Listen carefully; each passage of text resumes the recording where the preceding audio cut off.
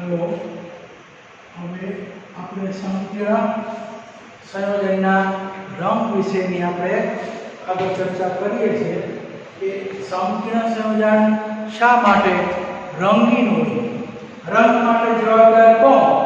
કે શોષણ ઉત્સર્જન ઘટના. શોષિત થયેલી ઉર્જા જ્યારે ઉત્સર્જિત થાય ત્યારે ચોક્કસ તરંગ લંબાઈના વિકિરણ ઉત્સર્જિત થાય.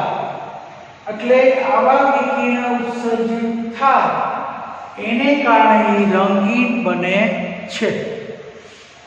તો સામાન્ય રીતે સંકીર્ણ બધા જ રંગવાળા જોવા મળે છે. એને રંગની અંદર પણ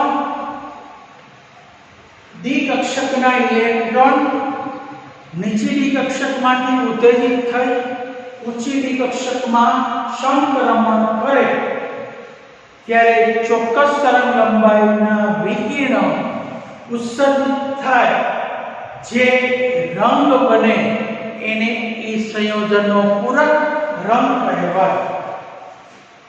હવે આપણે વિદ્યાર્થી મિત્રો આપણે એવી રીતે વિચારીએ કે કેટલાક સંકીર્ણ સંયોજન જ્યારે રંગ ધરાવતા હોય અને એને જો આપણે ગરમ કરીએ તો એમાંથી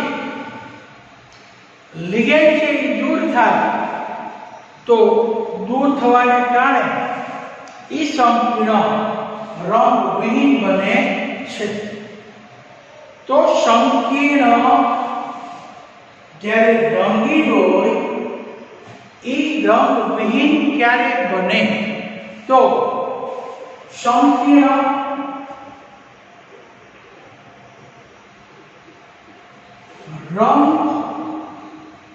રંગવિહીન બને છે કારણ આપી સમજાવો. કેટલાક સંકીર્ણ છે એ રંગીન છે પણ એ રંગવિહીન બને શા માટે? દાખલા તરીકે PiH2O6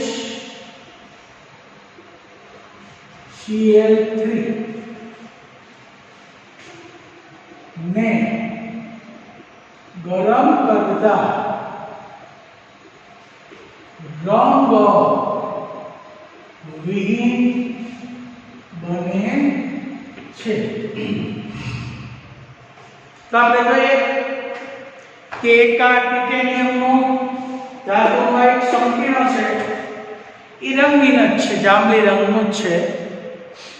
હવે આ જાંબલી રંગ છે એને આપણે ગરમ કરશું તો એનું રૂપાંતર રંગવિહીન બને કારણ કે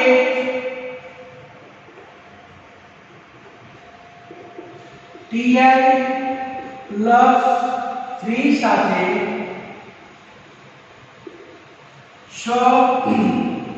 નિર્બળ H2O ના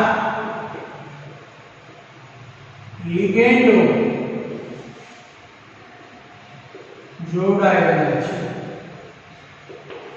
6 નિર્બળ H2O ના લિગેન્ડ જોડાયેલા છે. હવે જો તેને ગરમ કરવામાં આવે તો ધાતુ આયન સાથે જોડાયેલા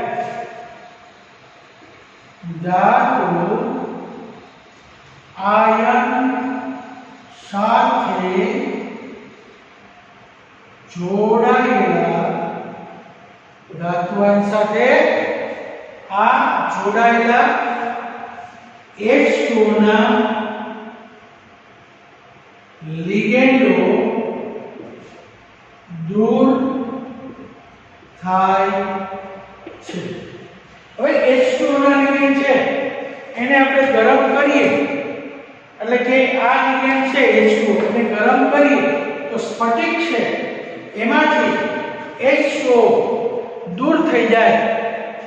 આથી H2O લિગેન્ડ તરીકે લેતા નથી. આથી અહીંયા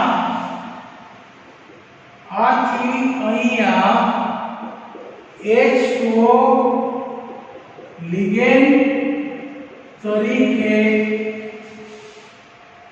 વર્તતા ન હોવાથી રંગહીન બની જાય છે. એટલે H2O દૂર થઈ જાય લિગેન્ડ તરીકે દર્શાવતું લિગેન્ડ જ નથી. લિગેન્ડ જ દૂર થઈ જાય તો એનો રંગ પણ દૂર થાય. એટલે TiH2O 6Cl3 એને ગરમ કરો તો આ રંગની Ti plus 6H2O રંગહીનો રંગ વગરનો એટલે H2O અહીંયા દૂર થયા લિગેન્ડ દૂર થતા હોવાથી અહીંયા લિગેન્ડ થઈ ગયા 6 દૂર થઈ ગયા. એને કારણે આ સ્ફટિક જાંબલી રંગનો જોવા મળતો હતો તે રંગ વગરનો રંગવિહીન બની જાય છે. એટલે આ એક કારણ છે. આવી જ રીતના કોપર સલ્ફેટ છે એ નિર્જળ હોય તો એ રંગવિહીન છે, પરંતુ એનો સ્ફટિક જળ સાથે એ વાદળી રંગનું બને છે. તો આવું જ એક બીજું ઉદાહરણ જોઈએ.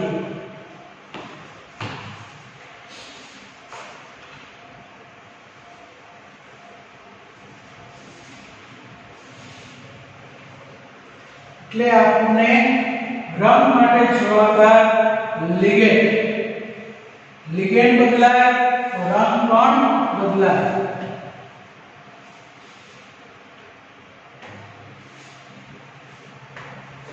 હવે નિર્જળ કોપર સલ્ફેટ રંગહીન છે, પરંતુ તેના જળયુક્ત સ્ફટિક કેવું છે? વાદળી રંગનો છે. કારણ કે ત્યાં H2O લિગેન્ડ તરીકે જોડાય એટલે કે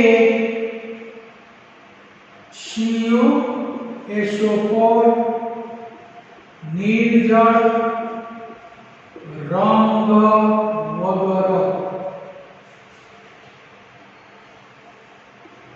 હવે એ 5H2O ના ત્યારે CuSO4 into 5H2O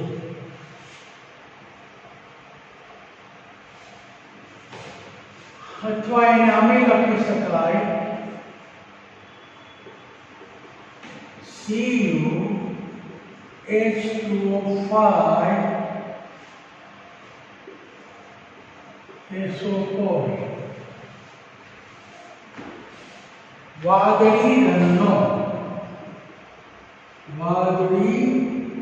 રંગનો કારણ કે निर्जळમાં સજળ જળયુક્ત જળયુક્ત આ જે સ્ફટિક બન્યો ઈ આપણને રંગવાળો બને કારણ કે એની અંદર પાણીનો અણુ લિગેન્ડ તરીકે જોડાઈ ગયો એટલે એ સંયોજન રંગીન બની ગયું અને જ્યારે સંકીર્ણમાંથી જ્યારે લિગેન્ડ જો દૂર થાય તો એ રંગવિહીન બની જાય તો આ દિશામાં જાય તો રંગહીન આ દિશામાં જાય તો રંગીન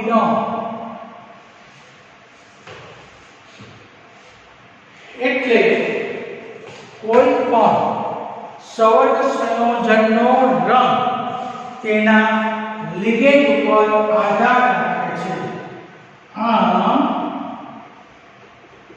કોઈ પણ સવર્ગ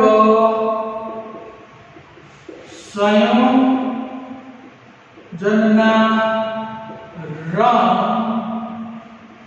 લિગેન્ડ पर आधार राखे छे जो लिगेंड बदलाय तो रंग पण बदलाई जाय छे એટલે સવર્ગ સંયોજનમાં જો કોઈ લિગેન્ડ બદલાય તો પણ સવર્ગ સંયોજનના રંગ બદલાઈ જાય છે હવે સવર્ગ સંયોજન ઉપર લિગેન્ડ ક્ષેત્રની અસર સવર્ગ સંયોજન ઉપર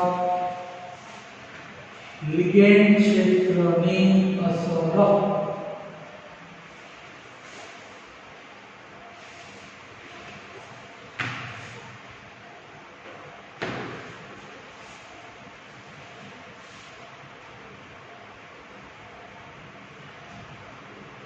સવર્ગ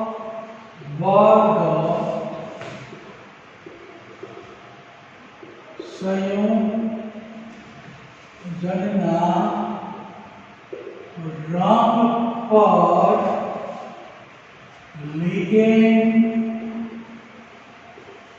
ક્ષેત્રની અસર જણાવો હવે સવર્ગ સંયોજન છે એમાં રહેલા લિગેન્ડનું વિસ્થાપન બીજા લિગેન્ડ વડે થાય અન્ય લિગેન્ડ વડેનું વિસ્થાપન થાય તો સવર્ગ સંયોજનના રંગ બદલાય છે સવર્ગ સંયોજનના રંગ ફેરફાર થાય છે એટલે કહેવાય છે કે સંકીર્ણમાં રહેલા લિગેન્ડનું વિસ્થાપન અન્ય લિગેન્ડ વડે થતા સંકીર્ણના રંગ બદલાય છે રંગ બદલાય છે તો સંકીર્ણમાં રહેલા લિગેન્ડનું વિસ્થાપન અન્ય લિગેન્ડ વડે થતા સંકીર્ણના રંગ પણ બદલાય છે સંકીર્ણના રંગમાં ફેરફાર થાય છે દાખલા તરીકે Na2O6+2 સંકીર્ણમાં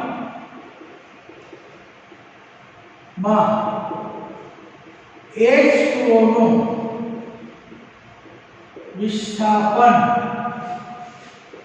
En વડે થતા નીચે પ્રમાણે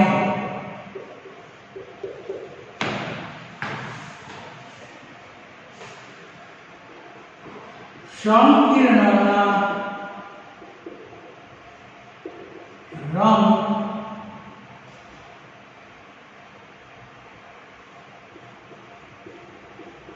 બદલાય છે. જો એક આ સંકીર્ણ છે,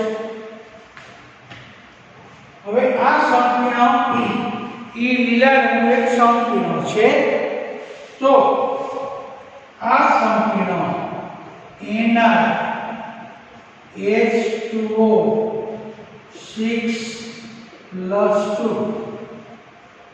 એક DNA વડે એક DNA જોડાય તો દ્વિદંતીય લિગેન્ડ છે.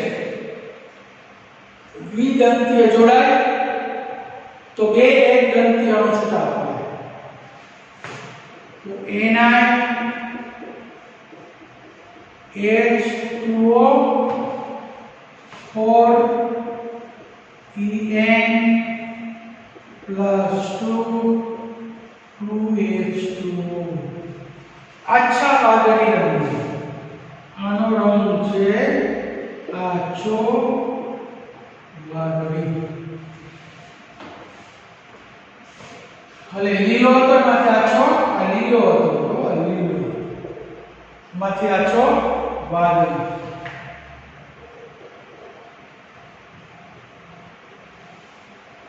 હવે H2O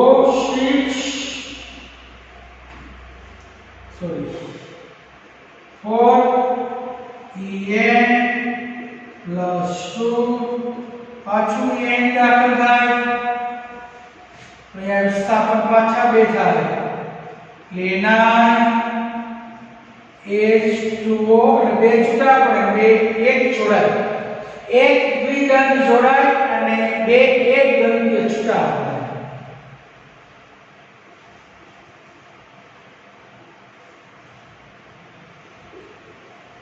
બે H2O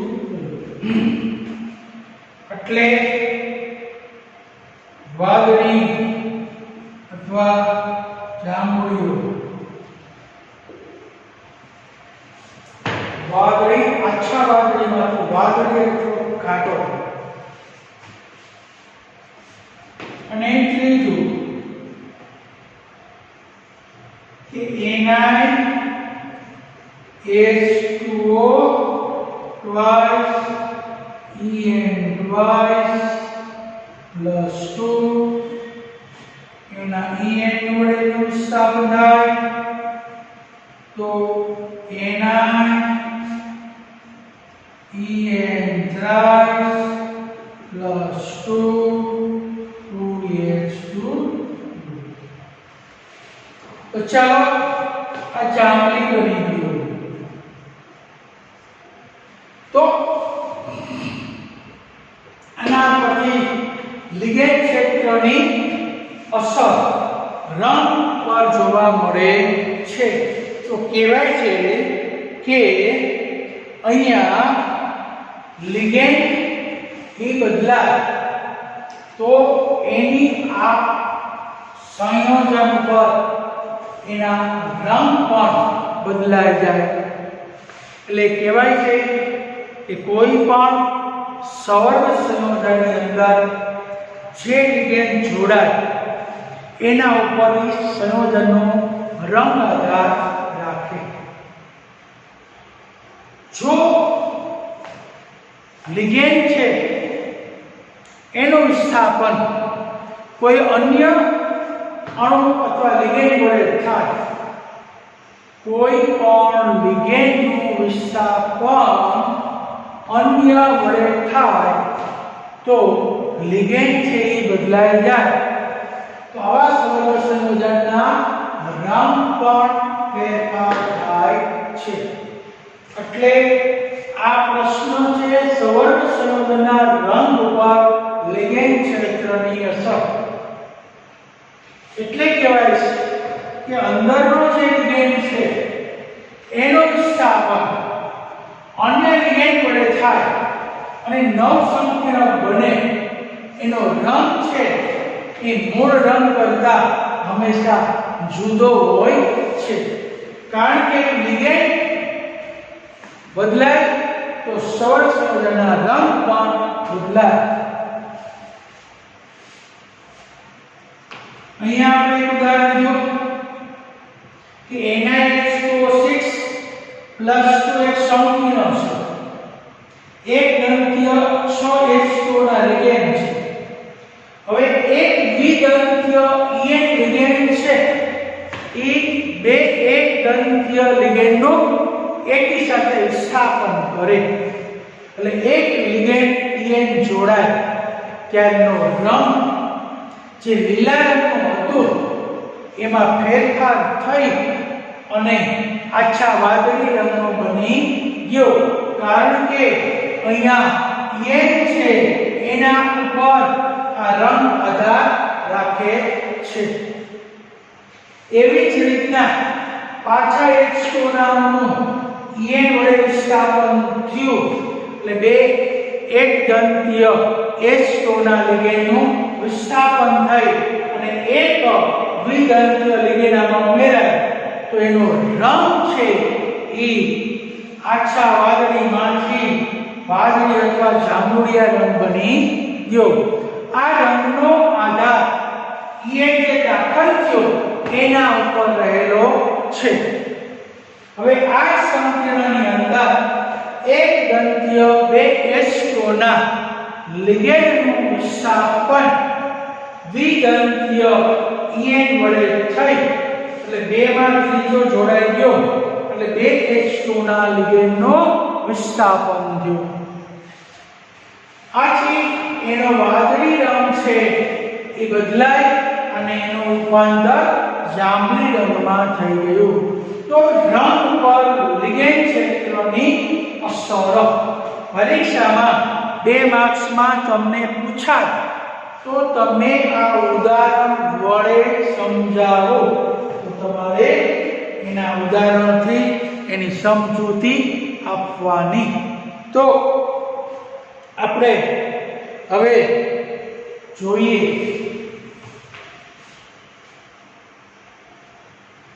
રંગીન સંયોજનો.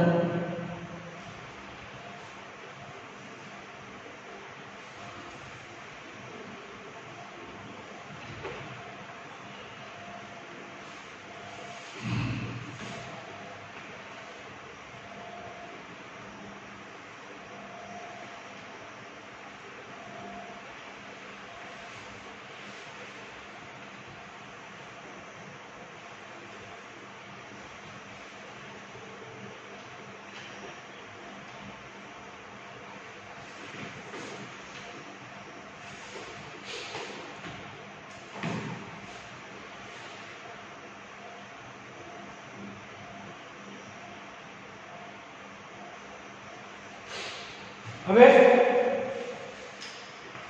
જે સવર્ગ સંયોજન એના જે રંગ છે એ રંગ બે ઉપર આધાર રાખી પેલું પરિબળ લિગેન્ડના પ્રકારો અને લિગેન્ડની પ્રબળતા ઉપર આધાર રાખે. હવે કોઈ પણ સવર્ગ સંયોજન છે તો એની અંદર સવર્ગ બહુફલકીય ભૌમિતિક રચના જોવા મળે. તો હવેનો આપણે ટોપિક આવે છે કે ધાતુ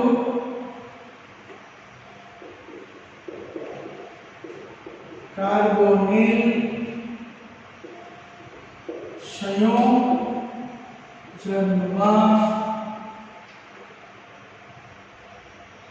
બહુ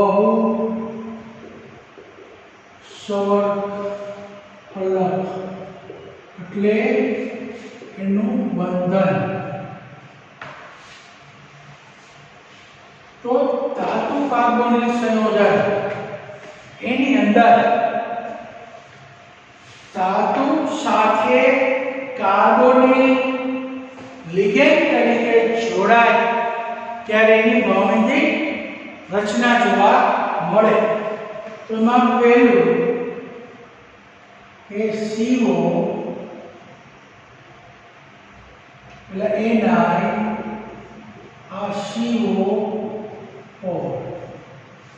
તો એક કેમિકલ જેની ઓક્સિડેશન અવસ્થા શૂન્ય એની સાથે 4 કાર્બોનિલના લિગેન્ડ જોડાયેલા છે.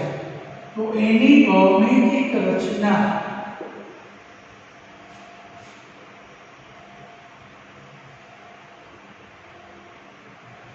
સમચતુષ્ફલક.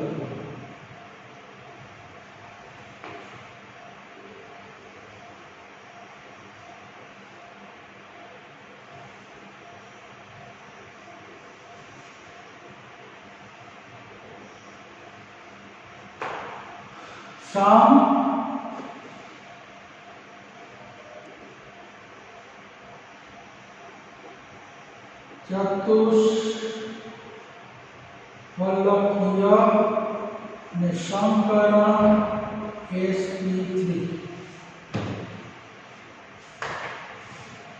MCQ તરીકે પૂછાય. MCQ એક કેન્દ્રીય સંકીર્ણ અથવા હોમોલેક્ટિક સંકીર્ણ. બીજું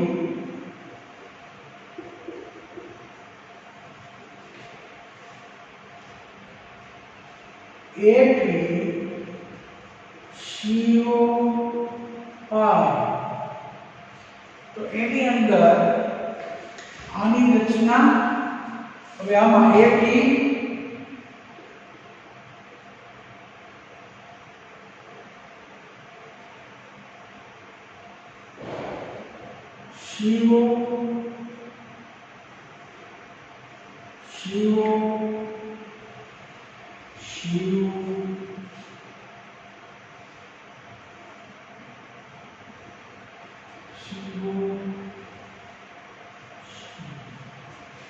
એટલે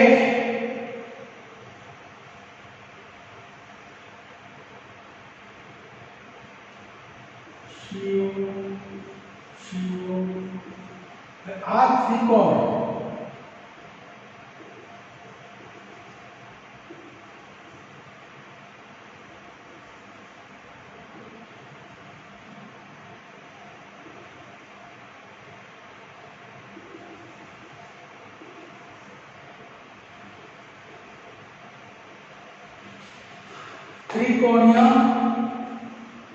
त्रिकोणीय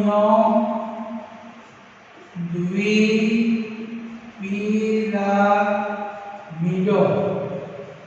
एमा DSP3 संकरण याद રાખજો કે Ap પેન્ટા કાર્બોનિલ આયર્ન એમાં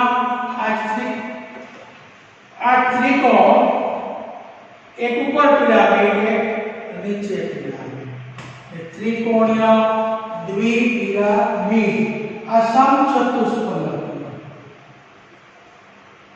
જુઓ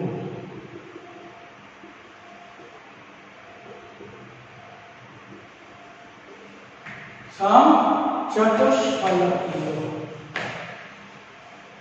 હવે ત્રીજું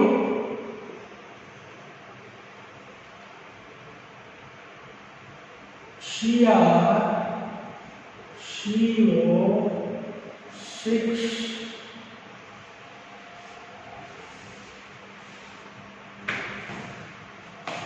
તો શિયાળ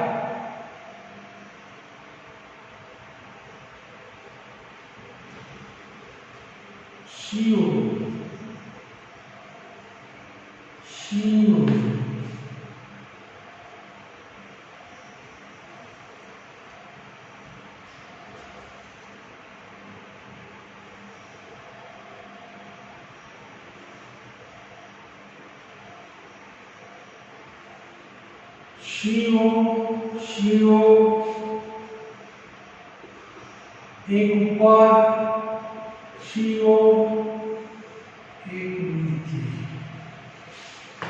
અષ્ટફલક. હવે જુઓ આ સમચોરસ. હવે 1 2 3 4 ઉપર 4 ફલક. એવી રીતના નીચે 4 ફલક. એટલે અષ્ટફલકીય. અષ્ટફલકીય સમકરણ D2sp3. D2sp3. તો એક કેન્દ્રીય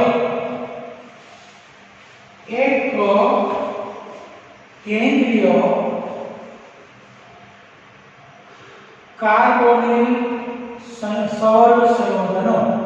એક કેન્દ્રીય કાર્બોનિલ તો એક કેન્દ્રીય કાર્બોનિલ સૌર સંયોજન માં બંધન.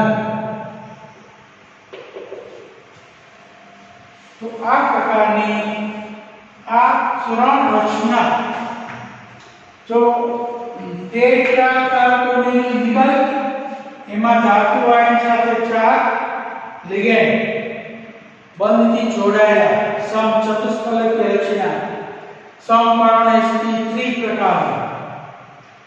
Fe સાથે 5 કાર્બોનિલના લિગેન્ડ બંધથી જોડાયેલા જેમાં ત્રિકોણીય દ્વિપિરામિડલ એની રચના સવર્ગ બહુફલક કહેવાય.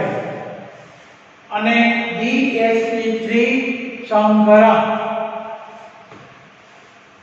ત્યાર પછી હેક્સા કાર્બોનિલ ક્રોમિયમ. એમાં ક્રોમિયમ સાથે સમતલમાં 4 લિગેન્ડ, એક ઉપર એક નીચે, એટલે અષ્ટફલકીય રચના સંકરણ D2sp3 પ્રકારનું. હવે બહુફલકીય બહુકેન્દ્રીય સંકીર્ણ.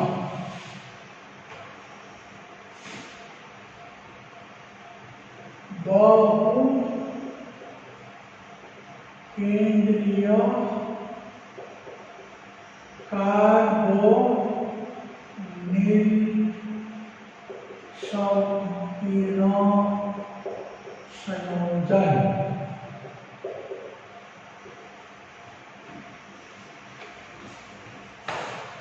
આ 3 થયા એક કેન્દ્રીય. હવે આપણે આવે બહુકેન્દ્રીય. બહુકેન્દ્રીયમાં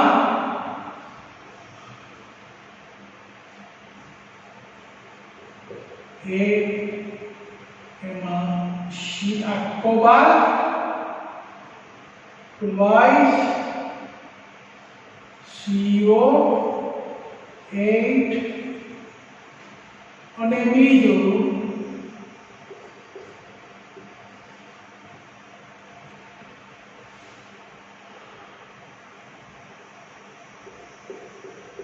Mn twice CO10.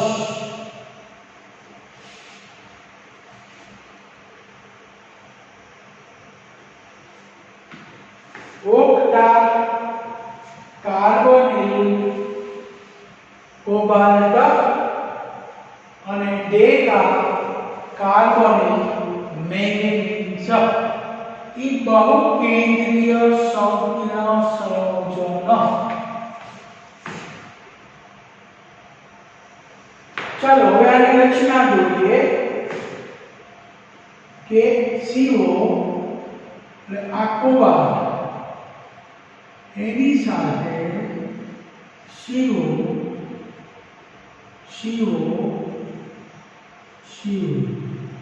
એની સામે પણ cobalt CO carbonyl CO carbonyl CO carbonyl હવે CO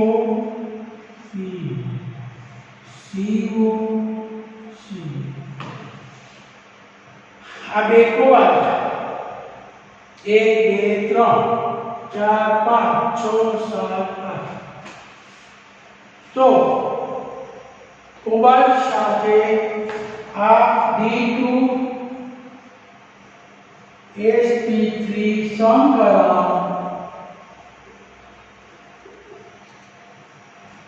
અને અષ્ટફલકીય અષ્ટફલક બનાવી દો આ બે સામસામે સમતલમાં ચાર સમતલમાં આ સામસામે એટલે આ બે સમતલમાં આ સામસામે તો સામાન્ય રીતે D2 sp3 સંકરણ અને એમાં રચના અષ્ટફલકીય રચના તો હવે સામાન્ય રીતે આપણને કાર્બોનિલ સંયોજનમાં સવર્ત બહુફલકીય રચના દોરો તો એક કેન્દ્રીય સંકીર્ણ સંયોજન અને બહુકેન્દ્રીય સંકીર્ણ સંયોજન હવે એક કેન્દ્રીય સંકીર્ણમાં ક્યાં ક્યાં આવે તો કે 3 એમાં NiCO4 એનું નામ બોલો ટેટ્રા કાર્બોનિલ નિકલ અવસ્થા બધી શૂન્ય છે પછી આયન સાથે 5 કાર્બોનિલ સમૂહ જોડાય 5 લિગેન્ડ જોડાય એટલે AgCO5 એનું સંકરણ તમને પરીક્ષામાં પૂછે છે DsP3 સંકરણ અને એની રચના ત્રિકોણ થાય ઉપર એક પિરામિડ નીચે એક પિરામિડ એટલે ત્રિકોણીય દ્વિપિરામિડલ ત્યાર પછી ત્રીજું એક કેન્દ્રીય CO6 તો ક્રોમિયમની આસપાસ ચાર સમતલમાં એક ઉપર અને એક નીચે એટલે ટોટલ 6 કાર્બોનિલ સમૂહ જોડાય એટલે ઉપર 4 પૂલક અને નીચે 4 પૂલક એટલે અષ્ટફલકીય એની રચના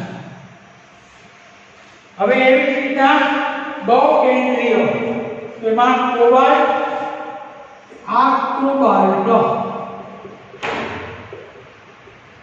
અને મોટો કાર્બોનિલ તો આ સંકીર્ણ સંયોજન છે કે બહુકેન્દ્રીય એક કરતા વધુ ધાતુ જોડાય અને બહુકેન્દ્રીય અને એક જ ધાતુ જોડાઈને એક કેન્દ્રીય સંકીર્ણ સંયોજન હવે આનું ફોર્મ બતાવો